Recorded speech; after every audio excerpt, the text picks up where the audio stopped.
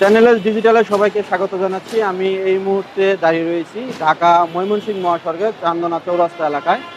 আপনারা জানেন যে আর 3 দিন পরেই কিন্তু মুসলিম উম্মার যে ধর্মীয় উৎসব পবিত্র ঈদুল আজহা, সেই ঈদুল আজহাকে সামনে রেখে কিন্তু নারী টেনে বাড়ি ফিরতে শুরু করেছে কর্মজীবী মানুষ।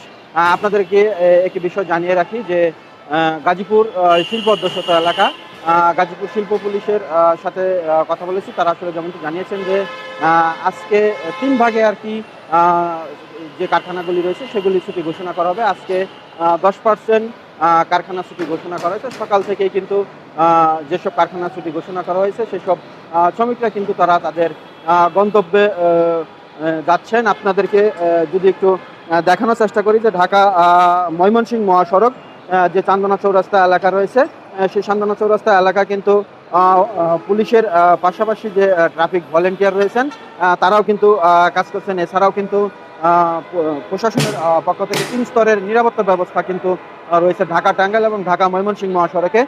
শেষ খবর পাওয়া পর্যন্ত কিন্তু আমরা খবর নিয়েছি যে এখনো পর্যন্ত কিন্তু কোনো যানজটের খবর কিন্তু আমরা কিন্তু এখনো জানতে পারিনি। তবে স্বাচ্ছন্দ্যে আজকে যারা বাড়ি ফিরছেন তারা কিন্তু স্বাচ্ছন্দ্যে নিজ গ্রামে যেতে পারছেন এমনটি জানিয়েছেন।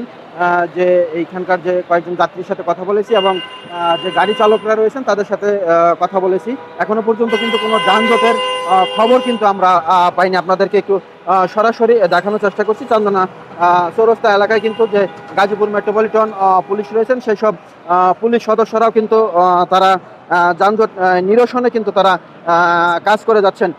আগামীকাল বুধবার অর্থাৎ 4 জুন এবং যে বৃহস্পতিবার 5 জুন রয়েছে, আগামীকাল থেকেই মূলত 40% কলকারখানা অর্থাৎ যে শিল্প কলকারখানা রয়েছে সেই শিল্প কলকারখানা কিন্তু ছুটি ঘোষণা করা হবে। সেই ক্ষেত্রে কিন্তু আগামীকাল বিকেল থেকে কিন্তু যাত্রী এবং গাড়ির চাপ দুটি বৃদ্ধি পাবে এমনটি জানিয়েছেন গাজীপুর মেট্রোপলিটন পুলিশের পক্ষ থেকে। আমি এখানকার যে ময়মনসিংহ রোডের যে গাড়ি চালকরা রয়েছেন, আমি কয়েকজন গাড়ি চালকের সাথে কথা বলেছি। যদি বৈরী আবহাওয়া থাকে অর্থাৎ যদি বৃষ্টি থাকে সেক্ষেত্রে কিন্তু ঢাকা ময়মনসিংহ মহাসড়কে যে ভোগড়া বাইপাসটি রয়েছে সেই ভোগড়া বাইপাস থেকে চান্দনা চৌরাস্তা পর্যন্ত কিন্তু যে পানি জমাট বাঁধে অর্থাৎ যে পানি বাঁধে সেজন্য কিন্তু যানজটের আশঙ্কা করছেন গাড়ি চালকরা। আপনাদেরকে আরও একটি বিষয় জানিয়ে রাখি যে ঢাকা ময়মনসিংহ মহাসড়ক এবং ঢাকা টাঙ্গাইল মহাসড়কে কিন্তু শিল্প পুলিশ এবং গাজীপুর মেট্রোপলিটন পুলিশ, জেলা পুলিশ, হাইওয়ে পুলিশের পাশাপাশি কিন্তু র্যাব, সেনাবাহিনী, বিজিবি সদস্যরাও কিন্তু তারা তাদের দায়িত্ব পালন করছেন।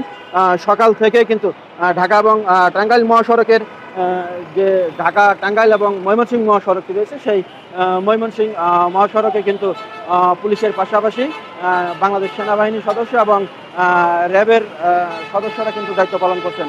তো এই ছিল গাজীপুর চান্দনা চৌরাস্তা থেকে ঈদযাত্রার সর্বশেষ তথ্য। Mokhlesur Rahman, channel S.